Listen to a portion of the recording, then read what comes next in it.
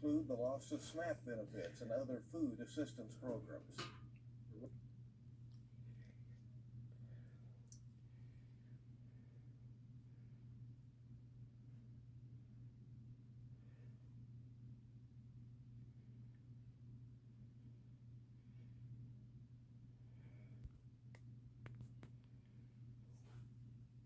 Hold on. Traffic on the road was backed up for several hours. It has since reopened. A 13-year-old boy is charged with the murder of a 12-year-old in Laurel County. The shooting happened in July. The sheriff's office says the teens were in a home on Shackle Road when a gun discharged. 12-year-old Malachi Hagan Moses died. The 13-year-old is in a juvenile detention center right now. Laurel County has seen several child deaths involving guns within the last 3 months, and today children participated in a gun safety program to help prevent these types of incidents. The Eddie Eagle Gun Safe program was taught to children at London Elementary. WKYT's Phil Pendleton has more on what that program teaches through a simple song. The Eddie Eagle program is focused on young children, what they should do if they find a gun in their home. It teaches a very, very simple message, and it comes as gun violence has been very deadly for children in this part of the state. Yes, we've had some of these cases right here in Laurel County, and as you all know, they're unfortunately way too common. A 12-year-old and 2-year-old both died after being shot. Police say the 12-year-old was shot by another teenager in late July. The 2-year-old died when he accidentally shot himself in August. Both of those happened in Laurel County.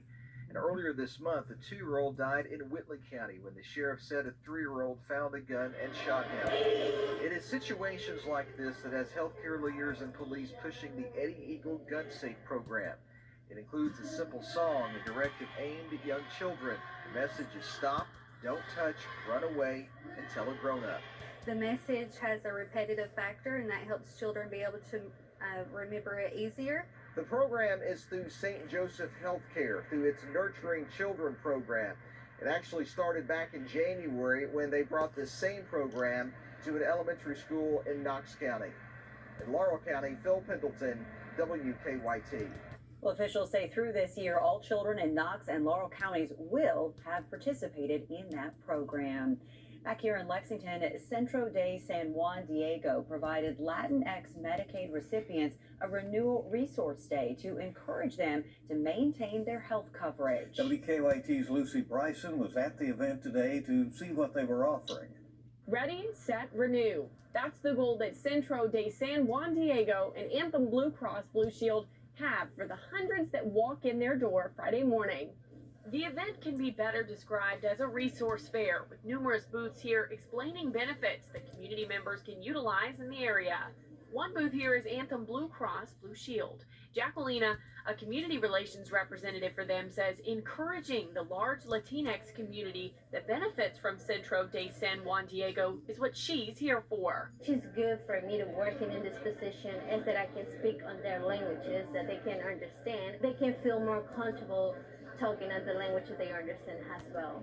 The center shared that a Medicaid unwinding process is underway in Kentucky, putting millions of Medicaid recipients at risk. She wants to make sure that that doesn't happen here. We don't want anyone to lose their health insurance. We want them to be updated. We want them to know what the steps and help them connect with someone that can help them. The resource fair was also an opportunity for a new food pantry called Fresh Fridge to launch. It provides culturally appropriate and nutritious food to vulnerable families.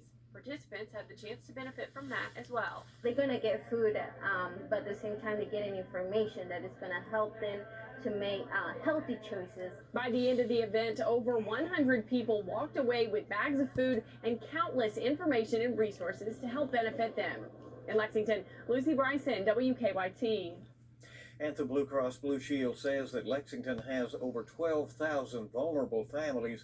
80% of those families are Hispanic. Daniel Boone at National Forest will not allow guests to harvest ginseng this season. They say the forest has suspended its ginseng permit program for the past 7 years to allow wild ginseng populations to regrow. They say you can still apply for a permit to harvest other plants like black cohosh, yellow root, and golden seal. 'Tis the season, and here we are across the Bluegrass State, ready to make that flip from September to October. The weather looks really good. We're going to warm it up, but the 7-day forecast takes it right back down. That's after the break. Stay here. Also ahead, the excitement for Kentucky's matchup versus Florida is growing, but Lexington police do want to give you a safety reminder. We'll have more on that coming up on WKYT News. At home or on the... Bashir's actions are endangering our children. Bashir vetoed a bill that would have protected women by keeping biological men out of girls' sports. Bashir also vetoed a bill that would have protected Kentucky children from gender-mutilating surgeries. Bashir has more in common with California liberals than Kentucky families. Keep Kentucky kids safe. Kick Governor Bashir out of office. Protect Freedom PAC is responsible for the content of this advertising. As a dad, protecting children is my priority, but Governor Andy Bashir's actions are endangering our children. Bashir vetoed a bill that would have protected women by keeping biological men out of girls' sports. Bashir also vetoed a bill that would have protected Kentucky children from gender-mutilating surgeries. Bashir has more in common with California liberals than Kentucky families. Keep Kentucky kids safe. Kick Governor Bashir out of office. Protect Freedom PAC is responsible for the content of this advertising. Total by Verizon is wireless that goes all in for you. T absolutely supports bringing back Matt Bevin's ruthless Medicaid plan. Cameron threatens to take away coverage from over 95,000 Kentuckians and punish working parents. This sounds very similar to something that Governor Matt Bevin tried. Well, absolutely. But when Cameron said he'd back Bevin's war on teachers and take taxpayer money from public schools to give to private schools instead, he'd punish Kentucky's kids. Cameron's absolutely wrong for Kentucky.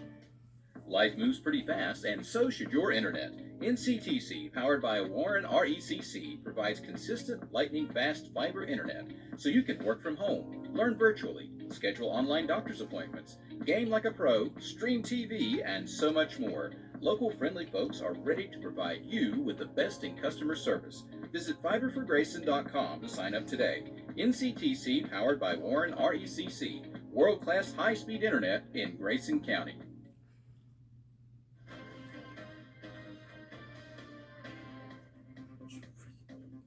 Of course you include. Welcome back to WKYT News. Dianne Feinstein, who for 3 decades was in the U.S. Senate, made her the longest-serving woman in U.S. Senate history. She has died today.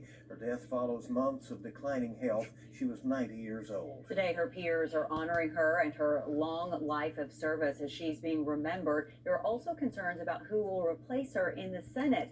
Mike Valerio is in Los Angeles with a look at her storied legacy and what happens next. Dianne Feinstein emerged on the national stage in 1978 after tragedy rocked San Francisco. Mayor Moscone and Supervisor Harvey Milk have been shot and killed. After the assassinations, Feinstein was sworn in as the first woman to be mayor of the city by the Bay. Mayor Feinstein quickly got the attention of the National Democratic Party, landing on a short list of VP candidates for Walter Mondale in 1984. We will take back our unity. Feinstein made it to Washington when she won a special election in 1992. I won among men, I won among women, I won in every age level, I won in every ethnic group.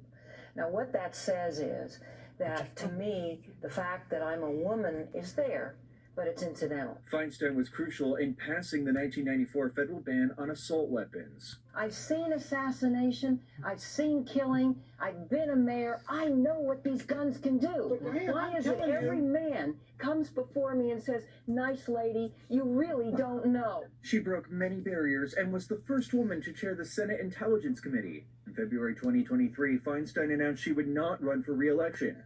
Her last time in the Senate was Thursday morning. So today, we grieve.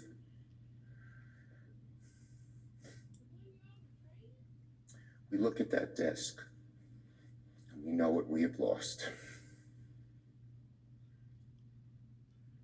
But we also give thanks. California Democratic Governor Gavin Newsom will now appoint a lawmaker to serve out the rest of Feinstein's term. Dianne Feinstein now leaves a legacy from the capital to California of uncommon generosity of spirit and resilience. In Los Angeles, I'm Mike Valerio. What a career, for Absolutely. sure. Well, we are working on a number of other stories for you on WKYT starting at 4:30. Here's a look at some of the news in progress by our team. Tomorrow is Catter Day here in the Bluegrass. The FCC Nation hit the road, and right here in our backyard for the next few days, a couple of days at least. But before heading out to your tailgate tomorrow, officials are reminding you to be responsible. The Lexington Police Department will have officers assisting with traffic before and after the game. Coming up on WKYT News at 5, our Julia Sandor will have more on the building excitement for the matchup with the Gators. Well, today, firefighters in Clark County were at Gilkison Farm to train using new grain bin rescue equipment. According to Nationwide Insurance, more than 300 grain entrapments have been officially recorded in the past decade.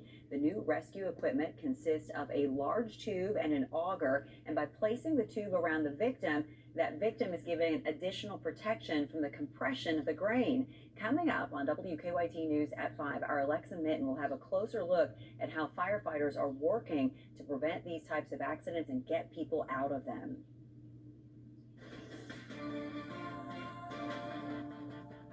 Hi everybody, happy Friday. Almost to that weekend. WKYT Tower Cam as of right now. We're looking toward downtown, and we are seeing a mix of sun and clouds across the region. And those clouds have been out there today, not producing any kind of precipitation. But again, it is a really nice afternoon across central and eastern Kentucky. We're past the rainfall that we've had over the past few days, where we picked up, in a lot of cases, 1 to 3 inches of rain. Pretty good drink overall to what was a thirsty bluegrass state. Heading into your Saturday, breaking it down with mid-70s to low 80s, depending on where you are, with a mix of sun and some clouds. First alert radar network, there is nothing across the Commonwealth. We bounce it out with high pressure on top of the region now. That high pressure going to keep us on the dry side through the weekend. How about through the first half of next week as well? So we're going to be in really, really good shape. Warm conditions back here west of the Mississippi. We get in on that starting tomorrow. 80 degrees, low 80s coming up on your Sunday with a mix of sun and clouds. A little bit of fog each of those mornings, but overall, it's a good-looking forecast here across the land. Let's go hour by hour, show you what we're cooking up in the short term, 7 through 11. What a great evening for high school football. We've said that a time or two this fall. Into 7 o'clock Saturday morning. Watch out for some patchy fog. Fog may be a little slow to burn off tomorrow, but the temperature trend in the afternoon, what happens on a day like this, it's like today, you have some sunshine, blue skies, all of a sudden, boom, you see some clouds that are bubbling up during the heart of the afternoon. I think we get that again tomorrow, 75 to 80 degrees. Into tomorrow night and Sunday, we got readings that are into the 50s. Sunday afternoon, noontime, low and mid-70s. High 70s, low 80s coming up 5 o'clock on Sunday. By then, it's October. Can you believe that? It's October coming up here in just a few days. Sunday night, Monday morning. Hey, it's rinse and repeat in terms of the weather. 50s in the morning, 80s into the afternoon. It is a setup that as we go into next week is changeable. Initially, we start things out Monday, Tuesday with a big ridge of high pressure across the eastern half of the country. Jet stream, though, takes a big dip across the Rockies into the Plain States. That dip rolls its way toward the east, and we're going to see that dip making its way across the Ohio Valley by the time we get into Thursday and Friday.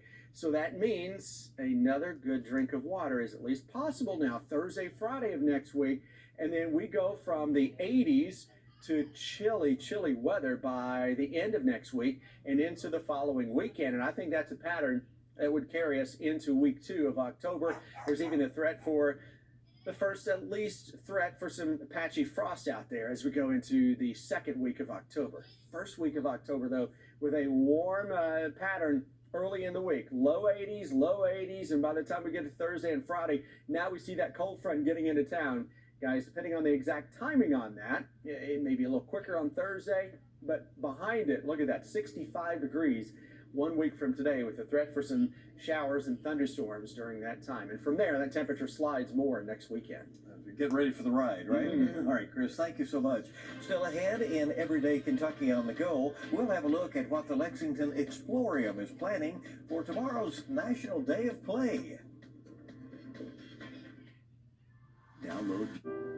No matter where you're headed, with the right view, the right co-captains, and stunning American design and craftsmanship,